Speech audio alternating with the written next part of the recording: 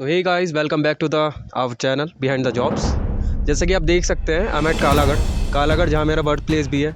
और बहुत टाइम ऐसा हुआ है कि नेचर के बारे में सोच सोच के हम लोग सोचते भी हैं। और स्नेक लाइफ ऐसी होती है कि अगर नॉर्मली भी किसी के घर में भी सांप निकलता है तो सबकी पहली थिंकिंग यही होती है कि हमको डैमेज ना कर दे, हमारे साथ कुछ कर ना दे, तो हम इसे मार देते हैं। But that's not right. कुछ ऐसी नेचर की चीज़ें हैं जिनको हमें बचा के रखना होता है और जो नेचर हमारे लिए हमेशा बचा के रखता है। सो हमारे साथ है सलमान भैया, जो कि स्नेक कैचिंग का काम कर रहे हैं, काफ़ी टाइम से कर रहे हैं। सो आइए इनसे बात करते हैं। हेलो भैया, कैसे हो आप? मैं बढ़िया हूँ भाई। और आप कैसे हैं? मैं अच्छा हूँ भैया। तो भैया, फर्स्ट ऑफ ऑल मैं स्टार्टिंग में ये पूछना चाहूँगा आपसे कि आपने इस काम के बारे में कैसे सोचा, वाइल्ड लाइफ के बारे में?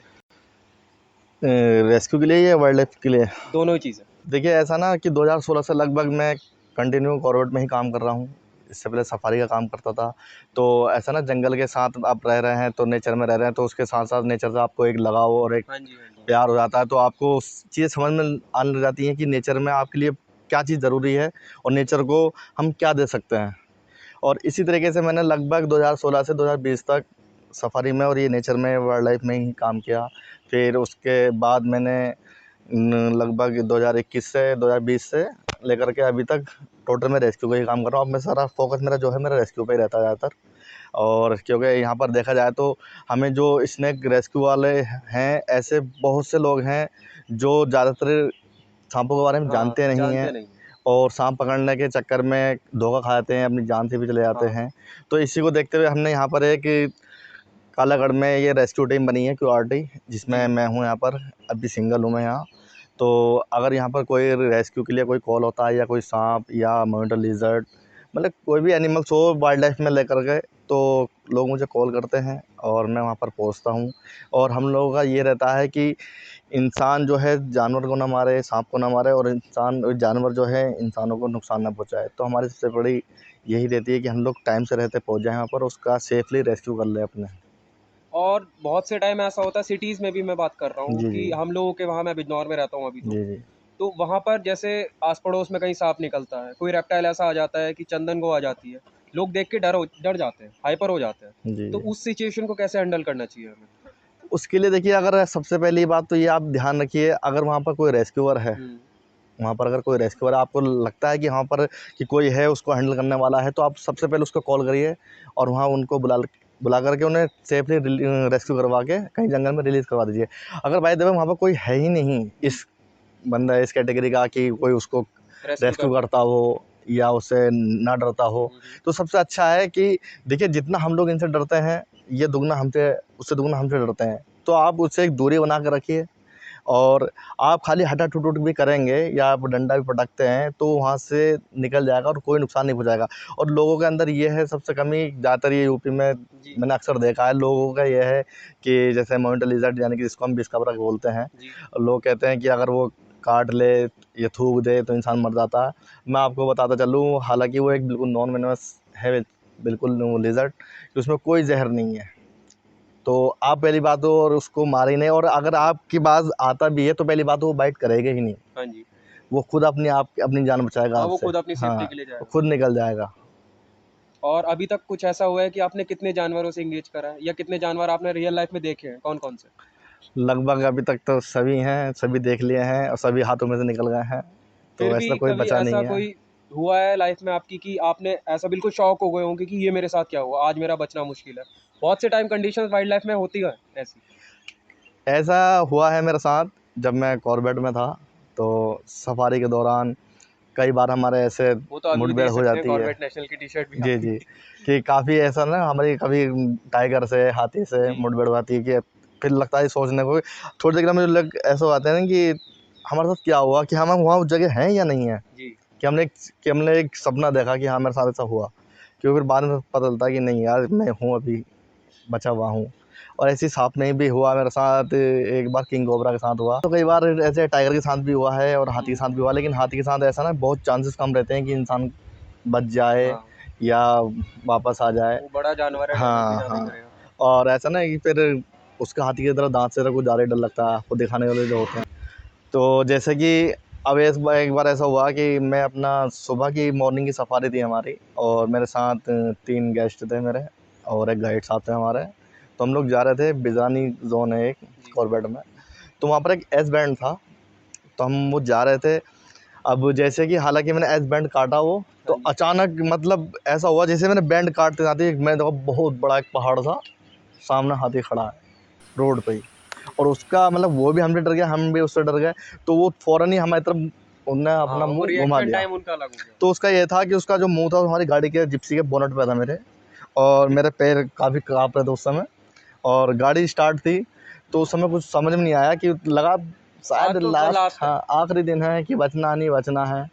तो हमारी एक साथ में उसमें लेडीज़ भी थी, हालांकि वो बेचारी लेडीज़ तो बेहोश हो गई बेहोश हो गई? जी, क्योंकि काफ़ी लगभग ऐसी मेरे ख्याल से 65 के आसपास होंगी वो, बाहर से आए थे, चाहे डॉक्टर थे दोनों।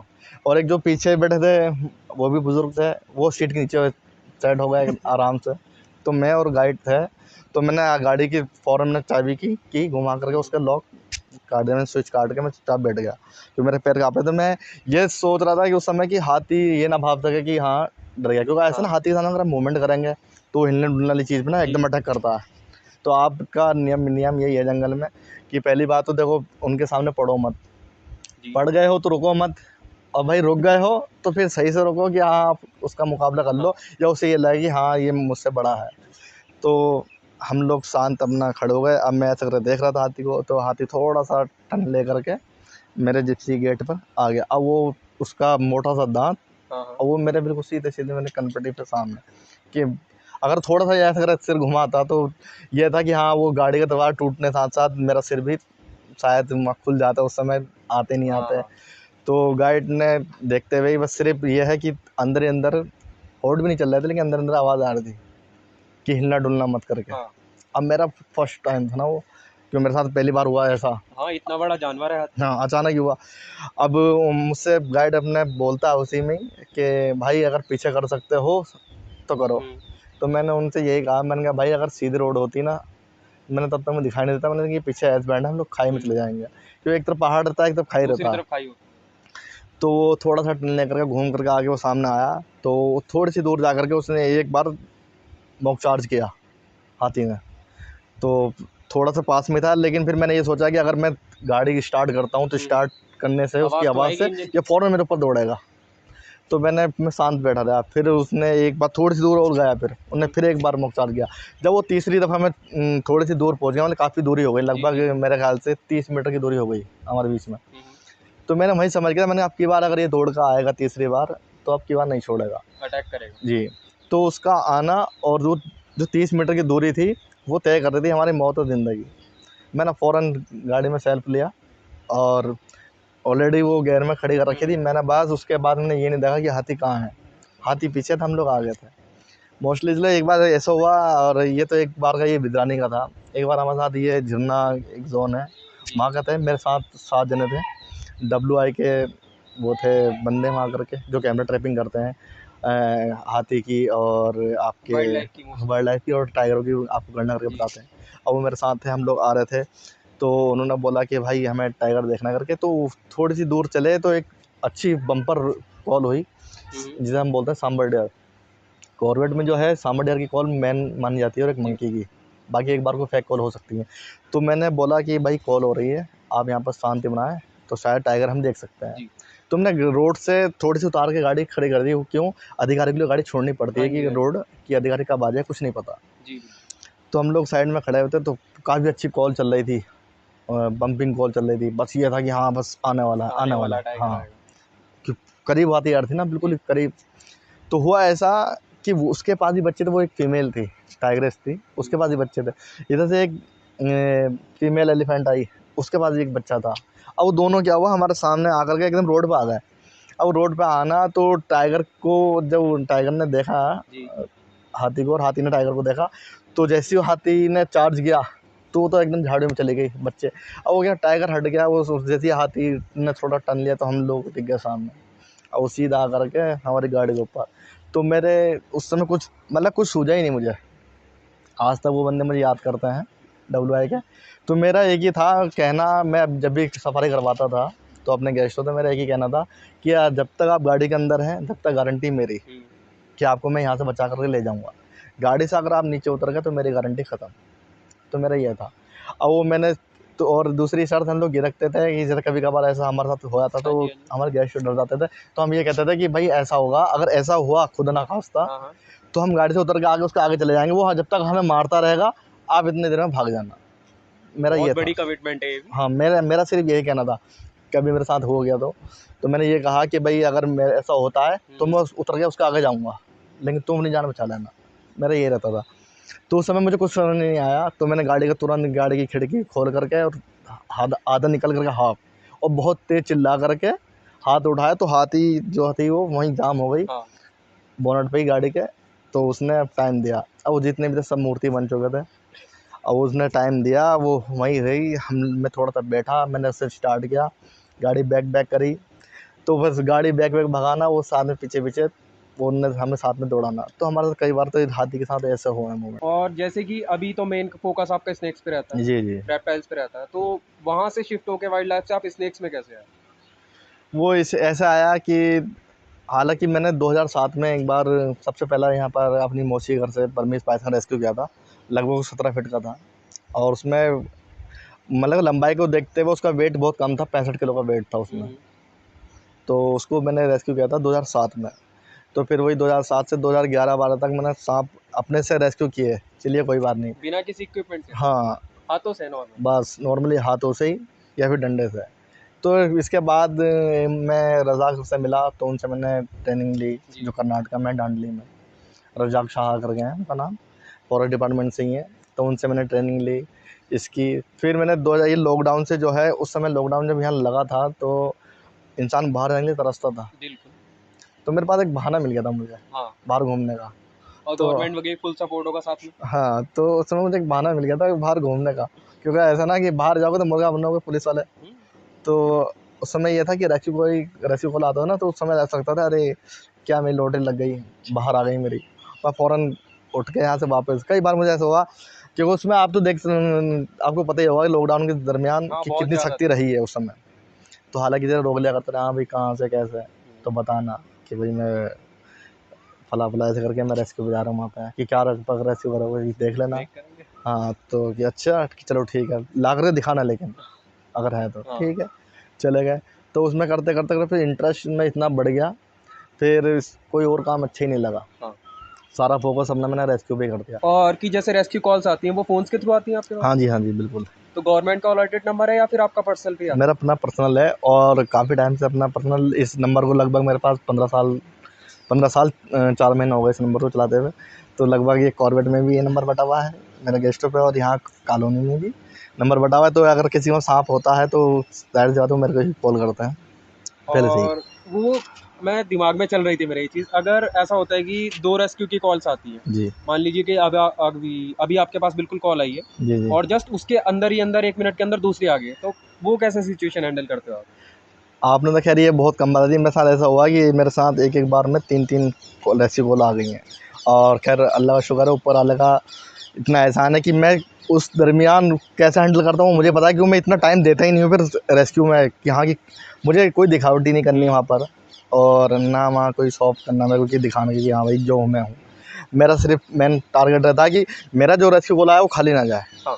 मेरा यही रहता है एक पर्पज़ कि सुबह से शाम तक मेरे जितने रेस्क्यू हो जाए कम ही कम है मेरे लिए। एक बार को आप अगर मुझसे कोई काम कहेंगे तो एक बार को उस काम के लिए मैं फ़ोन नहीं उठाऊँगा, ना हाँ, जाऊँगा। रेस्क्यू के लिए। अगर रेस्क्यू के लिए अगर आधी रात में कोई कॉल आया हुआ तो मैं उस समय ये नहीं देखूँगा कि मेरे साथ बंदे हैं या नहीं है, डिपार्टमेंट के लिए कोई है नहीं है, तो मैं आपका भाई जो है कि अकेला ही जा करके वहाँ पर टाइम से रेस्क्यू कर लेता हूँ। और ऐसा कई बार हुआ है। और मेरे साथ एक बार ऐसा भी हुआ कि एक रेस्क्यू कॉल था हाँ, हाँ। जो पास में था, और वहाँ पर बुलाया गया एक सांप के लिए, वहाँ से धीरे धीरे धीरे सांप निकले 9। 9 सांप एक ही हाँ, जगह से? 9 सांप रेस्क्यू किए मैंने वहाँ से। मोस्टली अगर हम लोगों को कॉमनली सांप दिखते हैं, तो हम लोगों को कैसे करना चाहिए? हमारा रिएक्शन क्या होना चाहिए? क्योंकि मोस्टली देखा है यूपी में, अभी आपने स्टार्टिंग में बताया भी था, लोग मारने के लिए चार्ज हो जाते हैं एकदम। या फिर कहते हैं कि इसको डंडे से दबा दो, फिर इसको पकड़ लो, ऐसा कर लो, बॉटल में बंद कर लो, फिनाइल डाल देते हैं मोस्टली। तो वो चीज़ें सेफ़ होती हैं सांप के लिए? देखिए, सांप के लिए सिर्फ सेफ जो है सिर्फ उसका पर्यावरण, उसका जंगल है। जी। बाकी सेफ कुछ नहीं है, ना आपका घर, ना आपकी दुकान, ना आपका मकान, और ना उसके लिए एक बॉटल, ना कोई जार। कोई सेफ नहीं है, ना फिनाइल। क्योंकि ऐसा ना कि उनकी स्किन पे फिर काफ़ी प्रॉब्लम आती हैं। अगर फिनाइल उनके मुंह में चला गया तो आपको पता ही है फिनाइल एक जहर है, जी। तो उससे सांप मर मर जाता है ज़्यादातर, जो हमने देखा है। हाँ तो जी, इसलिए हम लोग, अगर हमारे पास कोई रेस्क्यू कॉल आता भी है तो हम उन्हें यही बताते हैं कि सिर्फ आप उस पर नज़र रखें बना करके। हाँ जी। बाकी कोई हमसे पूछता ना कि भैया हम फिनाइल डाल दें या पेट्रोल डाल दें, तो पेट्रोल डालने से भी ऐसा होता ना, उसमें गैस स्मेल बन आती जाती है, और तो वो गैस से और स्मेल से फ़ौरन बाहर आता है, लेकिन वो चीज़ें उनकी स्किन के लिए नुकसानदायक हैं, तो इसलिए ऐसा करना नहीं चाहिए। आप उस पर नज़र बनाए रखें तो ही ज़्यादा बेहतर है। हुँ। और ये सब गलत बातें हैं कि डंडे से दबा लिया। अगर देखिए आपको उस सांप के बारे में जानकारी है कि हाँ, उसके काटने से आपके क्या नुकसान हो सकते हैं, तब तो आप उसके बेखौफ होकर डंडे से दबाइए, जी। मैं तो कहता हूँ। जब आपको किसी बारे में जानकारी नहीं है तो आप उससे पंगे ना लें तो ज़्यादा ठीक है। और वैसे भी हमारे इंडिया में ज़्यादातर जो मतलब जानलेवा सांप हैं, वो इंडियन कॉमन क्रेब और इंडियन स्पेक्टिकल कोबरा और रसेल्स वाइपर हैं, और एक सॉसफील्ड वाइपर है। जी, जी। जो सॉसफील्ड वाइपर जो है आपका राजस्थान में पाया जाता है। बाकी ये 3 सांप ऐसे हैं कि अगर आपको बाइट हुआ है तो आपको एंटी वेनम चाहिए ही चाहिए। बाकी ऐसे सांप हैं कि उन्हें काटने से इंसान की मृत्यु नहीं होगी। हाँ, बट इन्फेक्शन वगैरह ये सब। इन्फेक्शन वगैरह हाँ, थोड़ा-मोड़ा दिखाई दे जाएगी गर्मी से या कुछ हाँ भी जी, है। हाँ जी।